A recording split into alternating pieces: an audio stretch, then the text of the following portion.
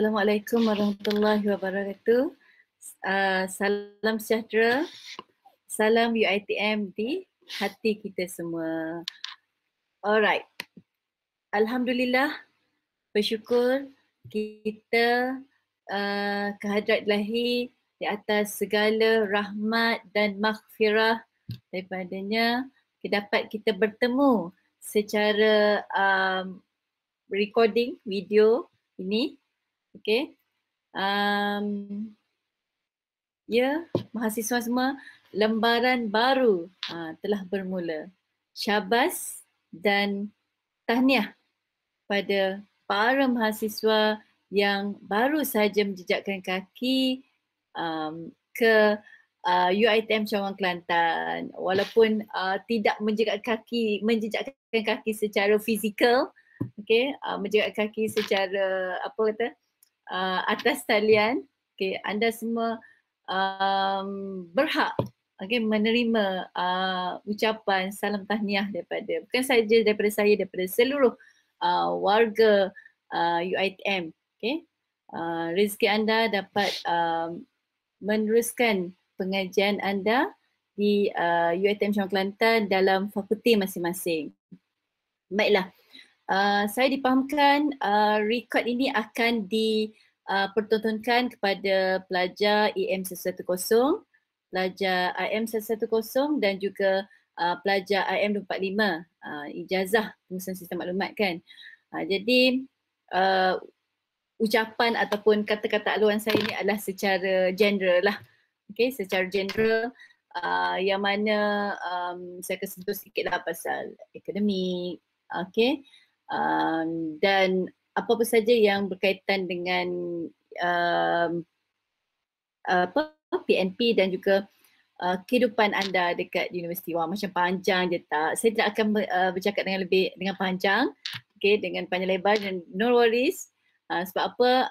Anda semua akan bersama dengan penyelaras program masing-masing. Sebagaimana mungkin anda dah sedia maklum, bagi pelajar AM110, penyelaras program anda adalah Puan Farizah. Puan ataupun nama glamournya adalah Puan Eva. Manakala untuk pelajar IM110, penyelaras programnya adalah Puan Siti Aswani ataupun lebih kenali sebagai Mama Siti.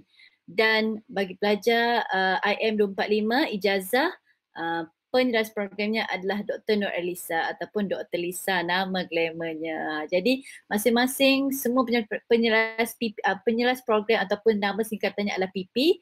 Okay, PP ni semua akan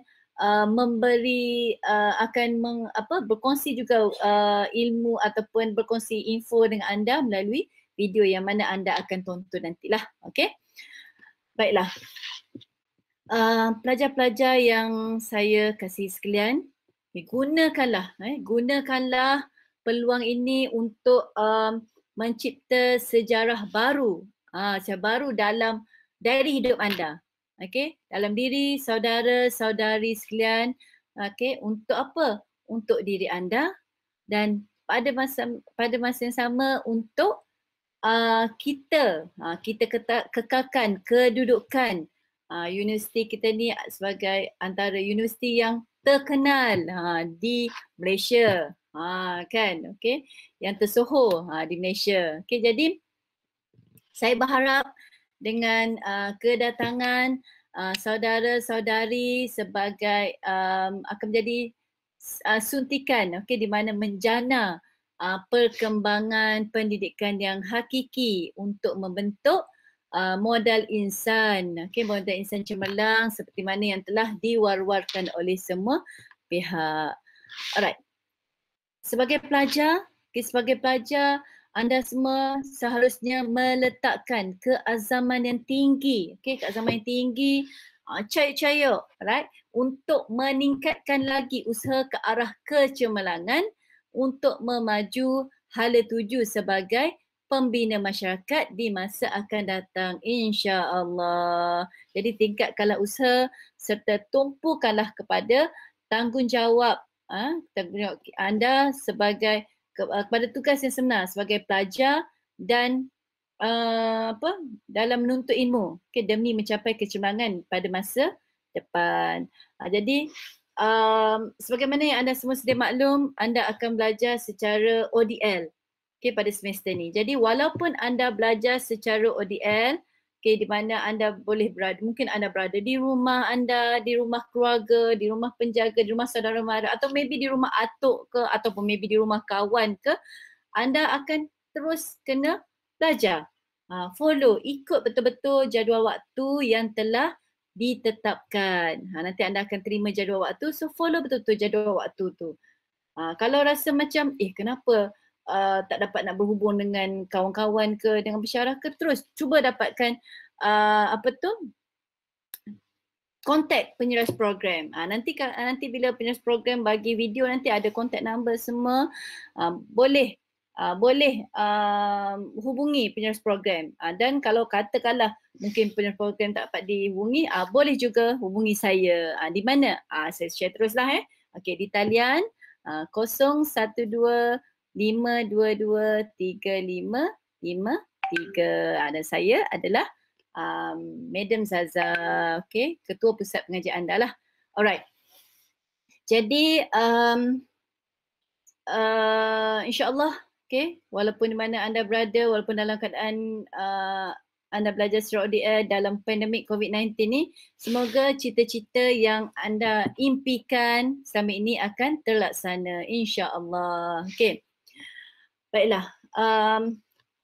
Sebenarnya dalam anda meneruskan pengajian sebagai mahasiswa UiTM, dalam anda meneruskan pengajian sebagai mahasiswa UiTM ni, ada beberapa perkara lah yang anda perlu tahu. Anda perlu tahu sebagai contoh dari segi dari segi kursus-kursus. Walaupun anda sebagai contoh anda adalah pelajar AM, Diploma Pentadbiran Awam, di bawah Fakulti Sains Pengajian dan Pentadbiran Polisi, tapi anda perlu mengambil kursus universiti. Kursus universiti ni sebagai contoh anda akan belajar berkaitan dengan agama, CTU, ELC, Bahasa Inggeris dan juga HBU. HBU ni adalah core. Jadi anda perlu ambil kursus universiti. Dan khusus teras fakulti. Teras fakulti ni contohnya apa? Macam management, mungkin accounting untuk AM, dan untuk IM ada entrepreneurship, ENT di bawah Fakulti Perniagaan. Jadi bukannya anda akan belajar subjek teras program saja, tak. Anda akan belajar juga kursus-kursus lain, untuk melengkapkan anda, menguatkan lagi anda sebagai mahasiswa UiTM. Jadi dalam menuntut ilmu ataupun sebagai mahasiswa UiTM ni, anda akan berjumpa dengan pelan pengajian. Ada pelan pengajian masing-masing. Dan pelan pengajian tadi adalah mengikut ataupun selari dengan keperluan OBE. Outcome Based Education. Apa dia sebenarnya Outcome Based Education ni? Outcome Based Education ni adalah satu proses, satu proses pendidikan yang mana akan memberi tumpuan untuk mencapai hasil tertentu. Hasil siapa? Pelajar lah. Apa yang pelajar akan capai? Hasil daripada pembelajaran. Dengan secara individu, dengan pelbagai kaedah yang berpusatkan pelajar. Ataupun lebih dikenali sebagai SCL, Student Centered Learning. Jadi kita bukan UiTM ni bukan sesaja buat pelan pengajian, tak. Kita dah follow OBE yang telah ditetapkan oleh IQA, Internal Quality Assurance, dan juga KPM, Kementerian Pengajian, KPT, Kementerian Pengajian Tinggi, jadi oleh itu setiap pelajar wajib untuk menyemak dan mengikuti pelan pengajian yang ditetapkan. Tak boleh kata sekarang ni anda semester 1. Semester 1 patut anda nak daftar kursus semester 3. Tak boleh macam tu. Anda kena follow pelan pengajian yang telah ditetapkan. Lebih-lebih lagi benda ni penting di awal-awal pendaftaran kursus lah pada setiap semester. Okey. Dan nanti anda akan bertemu dengan, anda kena tahu macam mana nak mengira GPA, CGPA kan. Jadi nak tahu nak kira GPA, CGPA ni hasilnya anda boleh tahu anda punya grade lah. Okey, grade apa? Grade A, B ataupun F. Nauzubillah lah, janganlah pula target F. Kita belajar ni biar kita target, biar dapat result yang elok, yang cemerlang. Jangan, okey, ni saya nak sentuh sikit. Ni bukan nak beleteh ya. Di semester 1 ni, okey, jangan ambil kesempatan untuk nak relax-relax. Tak apa, baru semester 1. Ada lagi 4 semester untuk diploma. Diploma EM 110 dan IM 110 dia ada 5 semester kan. Okey, tak apa, kita ada 4 semester lagi. Untuk yang apa, ISM ataupun IM 245 ada 7 semester termasuk practical. So tak apa, relax. Baru semester 1, ada 6 semester lagi. Tak boleh macam tu. Kita di semester 1 ni kita dah kena start. Panah enjin dah. Panah enjin dah start terus. Gitu. Tak boleh nak relax-relax. Ni risau ni sebenarnya. Kami di pengurusan pensyarah, okay, fakulti ni semua risau. Sebab apa? Ialah lebih lagi bila belajar berada di lokasi yang scattered, okay? Yang kita bukannya belajar secara face to face, depan-depan, fizikal, berdepan kan. Jadi risau takut belajar tak fokus, belajar macam ambil level, ambil sambil level, tak boleh macam tu, okay? Jadi tu grade. Lepas tu anda boleh tahu nilai, anda perlu tahu nilai grade anda, 4 flat, 3.67, tu apa? 2.00, tu nilai grade. Okay, kemudian nilai unit kredit, nilai kredit, ni semua anda akan bertemu nanti. Untuk apa? Untuk anda nak tetapkan apa GPA anda untuk semester dan juga CGPA. CGPA ni adalah himpunan purata nilai grade. Total macam kalau semester pertama ni dia ada GPA dan CGPA. Kalau katakanlah semester pertama anda dapat 4 flat. So untuk GPA, CGPA anda pun 4 flat lah. Tapi bila anda dah naik semester 2, dia akan ada CGPA. Mungkin okay, katakanlah anda dapat semester 1 tadi 4 flat. Semester 2 anda dapat 3.59 contohlah kan. So dia akan accumulate kat situ. Himpunan purata nilai grade. Dapatlah CGPA. Tak apa, jangan risau. Kita ada banyak program yang mana anda akan belajar macam mana contoh pengiraan GPA melalui program-program melalui persatuan ke ataupun melalui penasihat akademik. Tu dia. Siapa? Apa dia penasihat akademik ni? Penasihat akademik ni, okay, untuk pengetahuan anda pelajar-pelajar semua, setiap pelajar akan diberikan, okay, penasihat akademik yang mana yang terdiri daripada pensyarah-pensyarah UiTM Cawang Kelantan lah. Takkan nak panggil UiTM Merbuk, takkan nak panggil UiTM Sekamat. Jadi penasihat akademik tak, pensyarah UiTM Kelantan. Okay. Biasanya kalau untuk IM, memang pensyarah IM. Untuk AM kita ada juga pensyarah daripada akademik bahasa, APB, pengajian bahasa. Okay, bergantung. Jadi nak tahu siapa anda punya PA, biasanya anda boleh semak melalui student portal. Okay, apa dia student portal pula ni? Tu dia. Student portal ni, dekat student portal ni lah anda boleh, anda nak access student portal boleh masuk melalui website UiTM. Ada nampak kataan student portal, klik menu tu dan anda boleh masuk kepada student portal. Dan ni semua saya percaya anda akan belajar dalam minggu MDS ni kan. Okay, macam mana nak access student portal, nak kena daftar ke apa semua, username lah apa semua, itu semua anda belajar dah. Okay. Dan jadi okay, berbalik pada penasihat akademik tadi, penasihat akademik bertindak sebagai mentor yang akan membantu sekiranya anda mempunyai apa-apa masalah, khususnya yang berkaitan dengan akademik. Janji anda kena jumpa dengan PA anda. Tapi ada serta-serta kes pelajar ni dia lari daripada PA, takut jumpa dengan PA, tak nak berkongsi dengan PA, berkongsi dengan orang lain kan.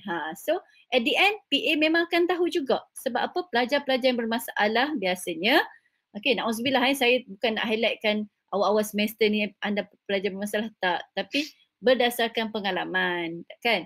Okay, jadi kita akan refer dengan penasihat akademik. Kenapa? Apa masalah pelajar ni? Dan penasihat akademik ni lah akan menghubungi, sekiranya memang tak dapat nak kontak pelajar-pelajar ni, kita akan usaha, PA ni akan berusaha untuk menghubungi penjaga keluarga anda.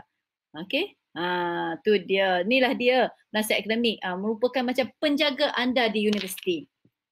Okay, macam sekarang ni, walaupun anda berada di rumah sebab ODL, still anda akan ada penasihat akademik masing-masing. Okay, jadi penasihat akademik ni akan boleh berkongsi tentang pandangan mengenai plan pengajian, jam kredit, lepas tu na'udzubillah lah sekiranya anda ada mengulang ke kursus gagal ke apa semua, semuanya boleh dikongsi dengan penasihat akademik. Okay. Dalam certain okay, macam sebelum ni masa kita boleh berada di kampus, alright, ada penasihat akademik, kita buat aktiviti di mana pelajar perlu berjumpa dengan penasihat akademik dan mengambil tanda tangan penasihat akademik.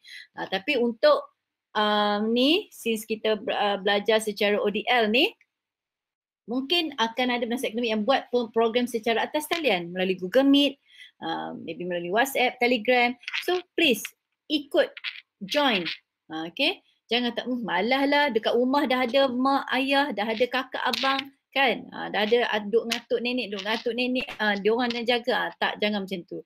Sebab apa? Yang tahu, yang nak kontrol, nak monitor anda adalah penasihat akademik, yang mana mereka ni adalah pembantu kepada PP, penyarus program, dan juga saya lah sebagai ketua pusat pengajian anda. Okay, dan selain pada itu, okay, pelajar-pelajar semua anda kena tahu kita ada kalender akademik. Selalu tengok, update, tengok apa yang tarikh-tarikh yang ada pada kalender akademik tu. Itu penting. Nanti kan ada dari segi pembayaran, terlepas pandang bayar yuran ke. So bila anda terlepas pandang untuk bayar yuran, dia ada jangka masa yang tertentu.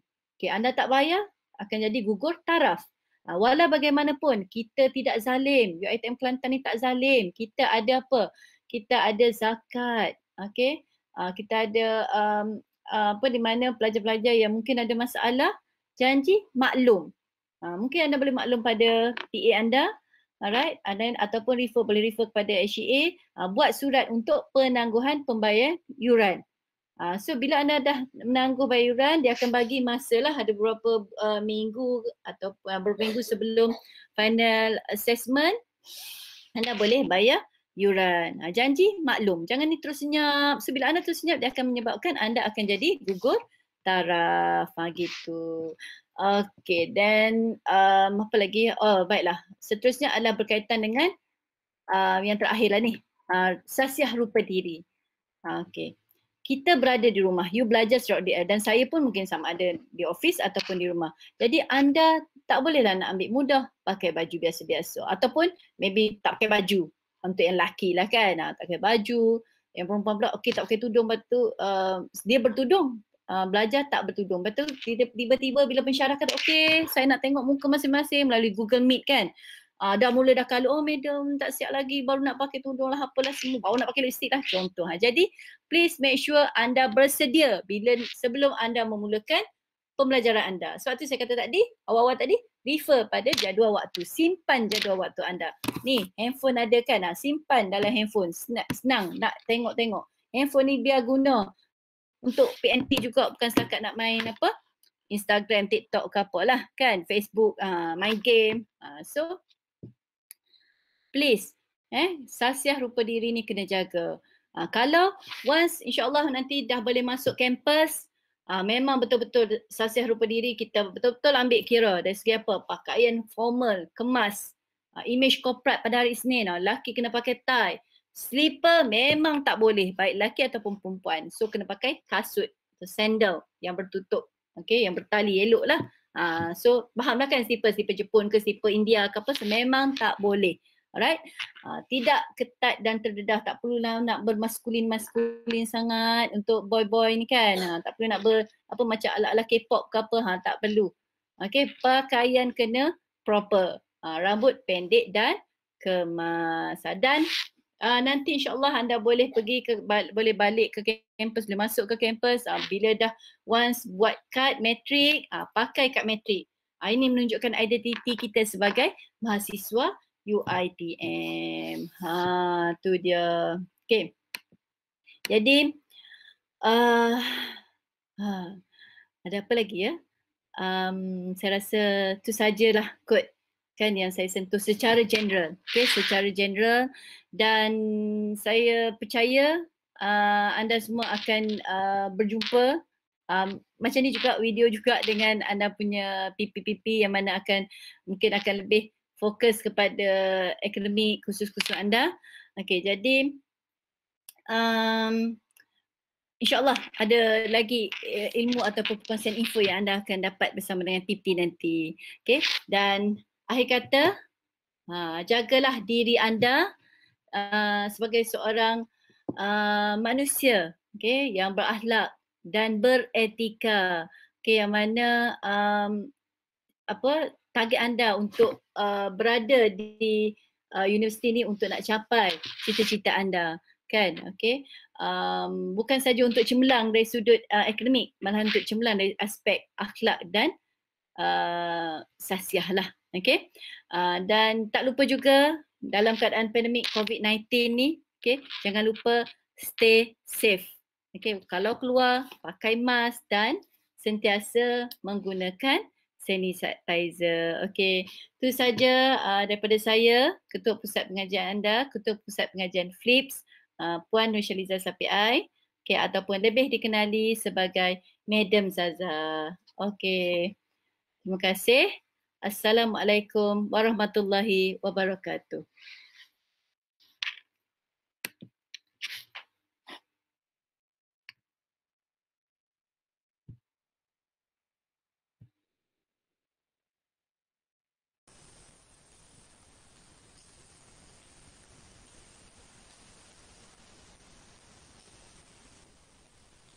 Assalamualaikum warahmatullahi wabarakatuh.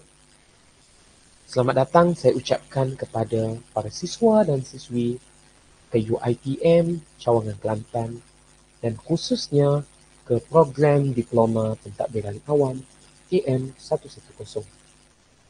Saya, Wan Ahmad Tirmizi bin Wan Sulaiman, adalah merupakan penyelaras program bagi Diploma Pentadbiran Awam AM 110 Fakulti Sains Pentadbiran dan Pengajian Polisi UiTM Kelantan. Syabas dan selamat datang diucapkan kepada siswa dan siswi semua. Pada hari ini saya akan memberikan taklimat kepada anda semua, para siswa dan siswi program Diploma Pentadbiran Awam. Pertama sekali adalah pengenalan kepada fakulti dan program. Fakulti Sains Pentadbiran dan Pengajian Polisi adalah merupakan fakulti yang ditadbir di Seremban 3, iaitu di UiTM Negeri Sembilan. Lain daripada itu, Fakulti Sains Pentadbiran dan Pengajian Polisi juga mempunyai cawangan untuk peringkat pasca siswazah, iaitu untuk peringkat Master dan PhD di UiTM Shah Alam. Berikut adalah sejarah Fakulti Sains Pentadbiran dan Pengajian Polisi. Fakulti ini ditubuhkan pada tahun 1965 dengan nama asalnya yang dikenali sebagai Fakulti Pentadbiran dan Undang-Undang. Seterusnya pada 14 Januari 2004, nama fakulti telah ditukar kepada Fakulti Sains Pentadbiran dan Pengajian Polisi dan kekal sehingga ke hari ini. Fakulti ini mempunyai 7 cawangan di seluruh negara, iaitu yang pertama adalah di Shah Alam bagi peringkat postgraduate ataupun pasca siswazah, masters dan PhD.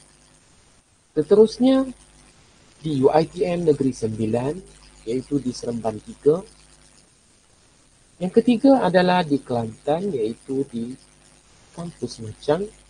Yang keempat di UiTM Pahang, iaitu di Kampus Raub.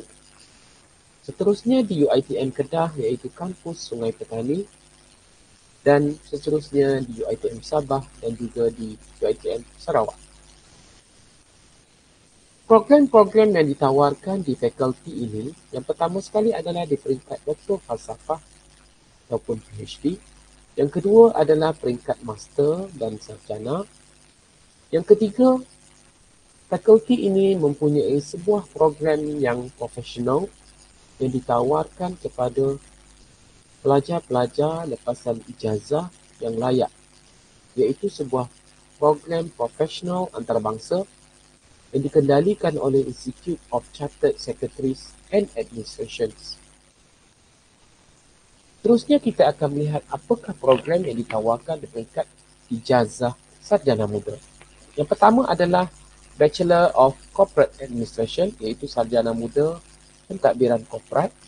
Yang kedua adalah Bachelor of Administrative Science, iaitu sarjana muda sains pentadbiran.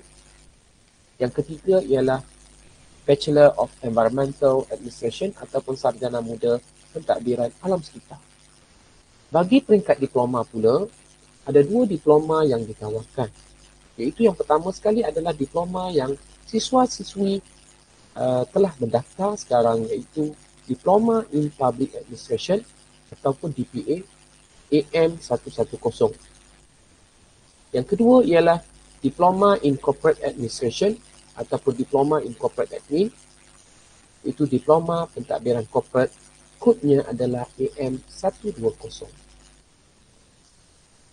Dari sudut karier prospek ataupun peluang kerjaya yang boleh diceburi oleh para pelajar lepasan diploma pentadbiran awam dan juga sarjana muda di fakulti ini, yang pertama sekali adalah jawatan seperti PDD, iaitu pegawai tadbir dan diplomatik, yang mana ramai di kalangan bekas-bekas pelajar kita telah pun menjadi pegawai tadbir dan diplomatik di kementerian-kementerian dan pelbagai jabatan kerajaan di seluruh Malaysia.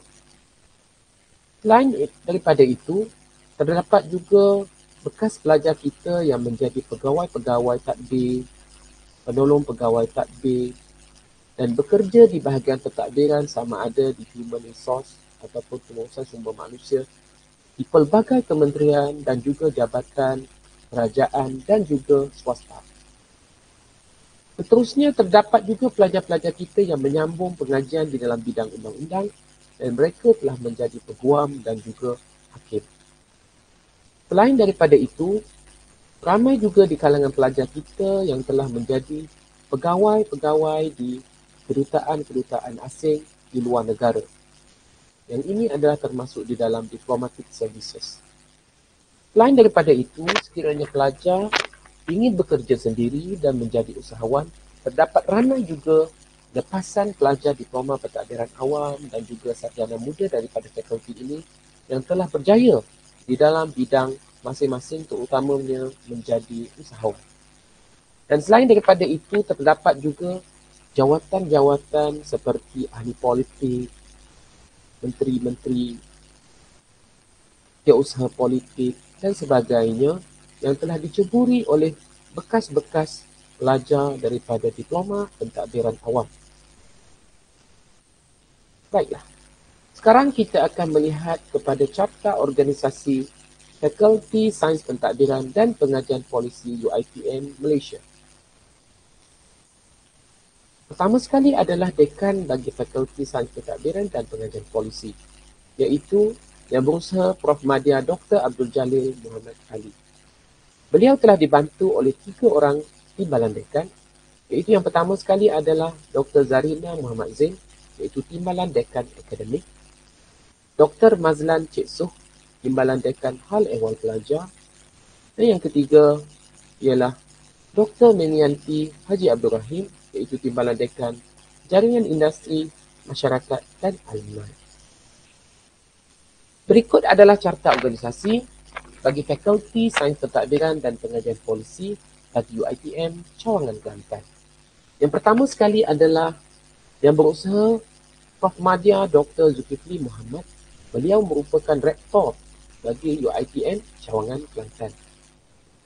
Seterusnya adalah timbalan rektor bahagian hal ehwal akademik, iaitu yang berusaha Prof. Madya TS Dr. Ghazali Osman. Seterusnya adalah Puan Nur Syariza Safi'an. Beliau adalah merupakan Ketua Pusat Pengajian FSPPP UiTM Cawangan Kelantan.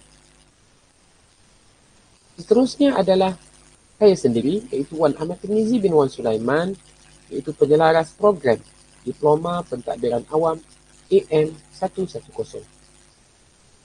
Baiklah para siswa dan siswi sekalian, mari kita kenali siapakah pensyarah-pensyarah FSPPP UiTM Cawangan Kelantan yang akan bersama-sama dengan anda semua untuk meneruskan pembelajaran di dalam program diploma pentadbiran awam ini. Okey, yang pertama sekali iaitu saya sendiri, iaitu Wan Ahmad Tirmizi bin Wan Sulaiman, penjelaras program AM110 dan juga merupakan pensyarah bagi fakulti ini. Seterusnya adalah Dr. Iskandar Hasan Tan bin Abdullah. Seterusnya Dr. Nur Raihana Asmar Muhammad Nur. Seterusnya Dr. Siti Zulaika binti Mustafa. Seterusnya Cik Nur Hayati Yaakob. Next, Puan Nur Farizah Johari. Seterusnya Cik Nur Syahidah Zulkifli. Seterusnya Encik Muhammad Syafiq Hassan. Dan yang terakhir sekali adalah Cik Wan Nur Azlin binti Wan Abdul Rahman Elias Hassan. Setakat ini bilangan pensyarah di Fakulti Sains Pentadbiran dan Pengajian Polisi UiTM Kelantan yang akan bersama dengan anda semua adalah seramai 9 orang.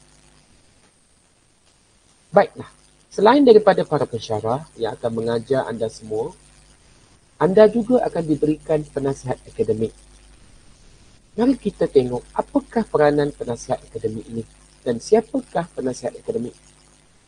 Penasihat akademik adalah dilantik di kalangan para pensyarah dan mereka ini, antara peranan mereka ialah yang pertama sekali adalah untuk membimbing pelajar-pelajar di bawah pengawasannya sebagai advisee ataupun mentee bermula dari awal pengajian sehingga anda semua tamat pengajian. Peranan yang kedua penasihat akademik ini adalah untuk mengakses sistem rekod akademik pelajar, memberikan kelulusan kepada pelajar untuk menambah ataupun menggugurkan subjek ataupun kursus. Dan selain itu adalah untuk menyemak pelan pengajian anda semua. Yang ketiga, sekiranya anda semua ada mempunyai sebarang masalah berkenaan akademik, penasihat akademik inilah yang akan membantu pelajar untuk memahami antara program, kursus, latihan amali, keperluan untuk pembelajaran dan sebagainya.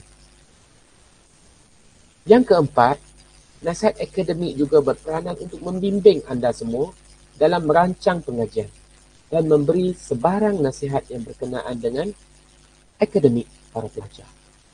Penasihat akademik juga akan menyimpan rekod prestasi akademik pelajar di bawah pengawasannya. Dan yang terakhir sekali adalah merujuk pelajar kepada sumber ataupun bahagian yang lain sekiranya penasihat akademik ini tidak dapat membantu para pelajar.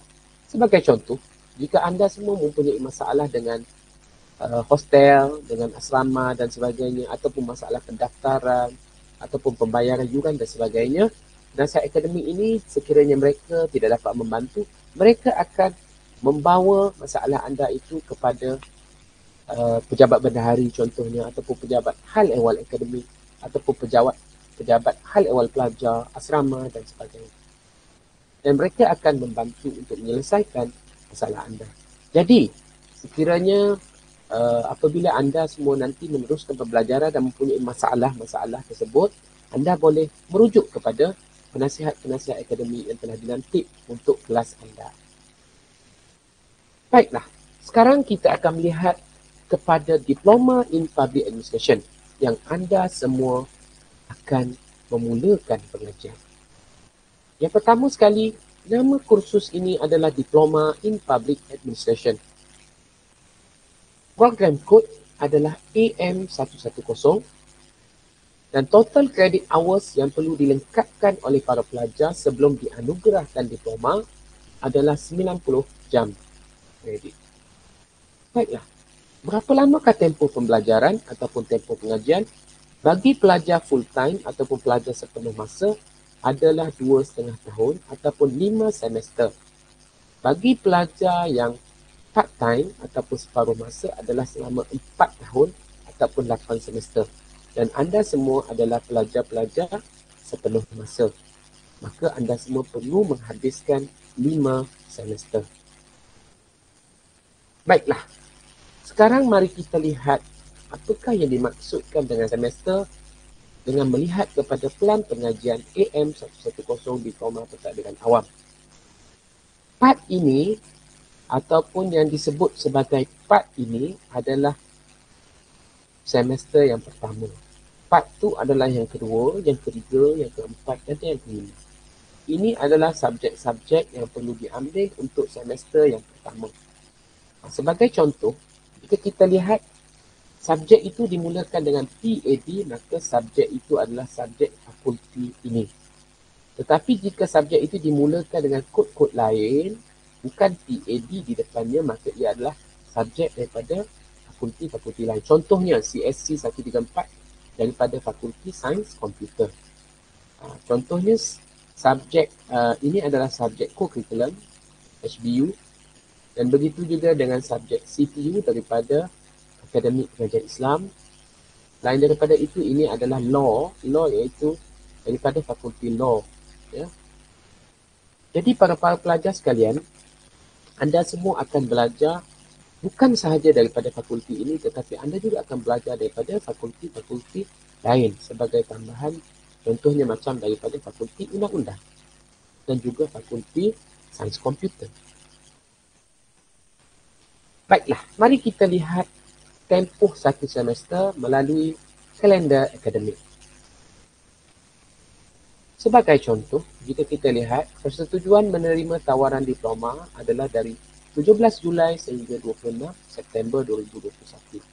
Begitu juga dengan pendaftaran, tempoh pendaftaran sebagai pelajar diploma adalah 17 Julai sehingga 26 September 2021. Pastikan anda mendaftar di dalam tempoh ini.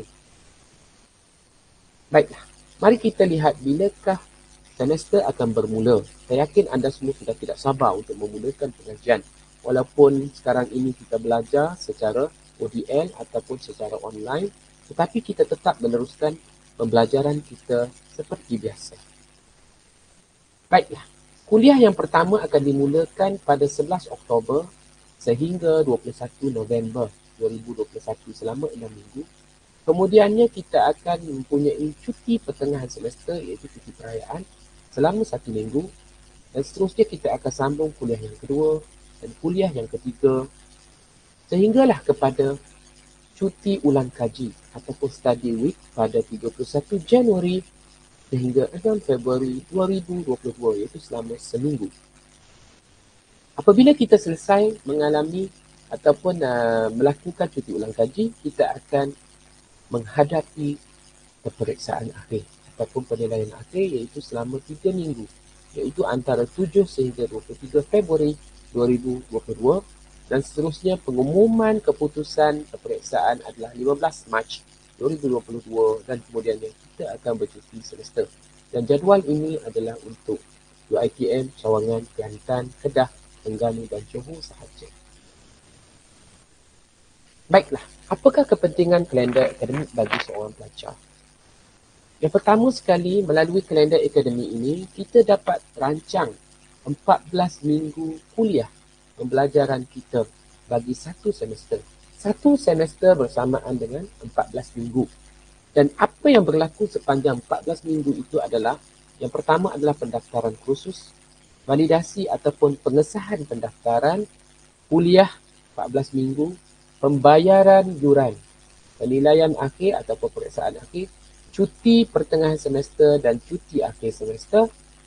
Dan yang penting juga adalah pengumuman keputusan dan lain-lain. Jadi pastikan anda semua alert dengan kalender akademik ini supaya tidak ada yang tercicir di dalam pembelajaran nanti. Baiklah, satu benda lagi yang penting bagi para pelajar, siswa dan siswi perlu ketahui ialah portal iStudent Portal UiTM. Ini adalah website penting untuk para pelajar untuk mendaftar subjek, untuk drop, menggugurkan kursus, melihat keputusan exam dan sebagainya. Di sini saya sudah bekalkan dengan alamat bagi website ini. Anda boleh cuba nanti. Baiklah, pendaftaran kursus. Ini adalah benda yang amat penting bagi para pelajar. Pendaftaran kursus adalah sangat penting. Kursus bermaksud subjek yang bakal anda pelajari, sama ada 5 ataupun 6 untuk satu semester. Untuk mendaftar, anda perlu ke iStudent Portal yang saya ceritakan tadi. Adalah untuk menambah kursus bagi semester tersebut ataupun menggugurkan kursus sekiranya ada sebarang masalah. Dan ingat, para siswa dan siswi sekalian, kelairan membawa padah. Pendaftaran kursus akan menentukan perjalanan pengajian anda dan pastikan anda sentiasa alert dengan tempoh pendaftaran kursus serta validasi kursus. Baiklah, ini adalah contoh portal tadi. Anda semua boleh lihat. Langkah-langkah pendaftaran kursus. Yang pertama, pendaftaran kursus dibuat secara atas talian, iaitu online. Dan peranti yang diperlukan adalah sama ada telefon ataupun laptop ataupun komputer PC dan talian internet. Seterusnya yang kedua, pergi ke iStudent Portal tadi dan klik e-academic system. Pilih kumpulan anda. Ini adalah contoh kumpulan anda lah bagi part 1, iaitu D1AM 1101A sebagai contoh. Jika anda 1B, 1B. Jika anda 1C, 1C dan seterusnya. Ini kursus yang perlu diambil mengikut bahagian 1. Pastikan anda mempunyai maklumat yang tepat. Baiklah. Untuk melihat kepada kursus apa yang perlu diambil, anda boleh merujuk kembali kepada pelan pengajian tadi. Iaitu yang ini ya. Okay. Baiklah. Dan di sini juga ada terdapat kursus-kursus yang perlu diambil oleh para pelajar baru, iaitu part 1 ataupun semester yang pertama. Sekiranya anda tidak jelas berkenaan dengan ini, anda boleh bertanya kepada penasihat akademik masing-masing. Baiklah, ini adalah contoh peraturan akademik yang perlu diambil berat dan perlu diikuti oleh setiap pelajar UiTM. Contohnya seperti gugur taraf. Sekiranya anda tidak membayar yuran, anda akan digugurkan status sebagai seorang pelajar. Contohnya lagi seperti plagiarism. Plagiarism ini bermaksud anda tidak boleh meniru hasil kerja orang lain sama ada secara bercetak ataupun elektronik. Ataupun bahasa mudahnya adalah copy-paste di dalam assignment, tugasan-tugasan akademik dan juga di dalam jawapan untuk peperiksaan akhir. Kehadiran pelajar juga adalah wajib, iaitu yang dikira adalah 80%. Sekiranya kurang daripada 80%, diingatkan bahawa pelajar tersebut boleh dikenakan tindakan ditahan daripada mengambil peperiksaan akhir. Jadi pastikan anda hadir ke setiap kuliah dan juga tutorial yang anda akan hadapi nanti walaupun dibuat secara online. Selain daripada itu, anda boleh merujuk kepada keperluan-keperluan iaitu dari sudut grade, markah dan sebagainya di dalam peraturan akademik. Baiklah. Apabila anda telah berubah daripada seorang pelajar sekolah kepada pelajar universiti, sudah tentu bermain di fikiran anda bagaimanakah pakaian yang sesuai sekiranya di masa akan datang kita akan hadir ke kuliah secara face to face ataupun anda perlu hadir ke UiTM suatu hari nanti selepas selesainya pandemik COVID-19 ini. Okey, bagi siswa lelaki, ini adalah peraturan-peraturan yang perlu dipatuhi oleh para pelajar lelaki, iaitu pemakaian. Dan begitu juga bagi mahasiswi, ini adalah contoh pemakaian yang telah ditetapkan oleh bahagian hal ehwal pelajar dan alumni yang wajib dipatuhi oleh para pelajar. Apa yang boleh dan apa yang tidak boleh. Yang perlu dipatuhi etika, profesionalisme dan pemakaian sepanjang anda bergelar sebagai pelajar UiTM, terutamanya di dalam kampus. Yang paling penting adalah para pelajar UiTM perlulah mematuhi sasiar rupa diri dan berpakaian sopan sepanjang berada di UiTM. Baiklah, sekiranya anda mempunyai sebarang kemusykilan, anda boleh menghubungi saya di alamat email ataupun melalui telefon bimbit. Dan saya sebagai penjelaras program AM110 sekali lagi mengucapkan selamat datang, tahniah, syabas dan anda semua adalah yang terbaik. dan terima kasih anda semua memilih diploma pentadbiran awam, dan tahniah kerana anda akan meneruskan kecemerlangan para pelajar diploma pentadbiran awam dan kecemerlangan Fakulti Sains Pentadbiran dan Pengajian Polisi. Akhir kata, kita jumpa di puncak kejayaan. InsyaAllah suatu hari nanti anda semua akan memperolehi kejayaan di dunia dan di akhirat. InsyaAllah ini semua akan dicapai oleh anda semua suatu hari nanti. Akhir kata, wabillahi taufiq wal hidayah. Wassalamualaikum warahmatullahi wabarakatuh. Jumpa anda di puncak kejayaan.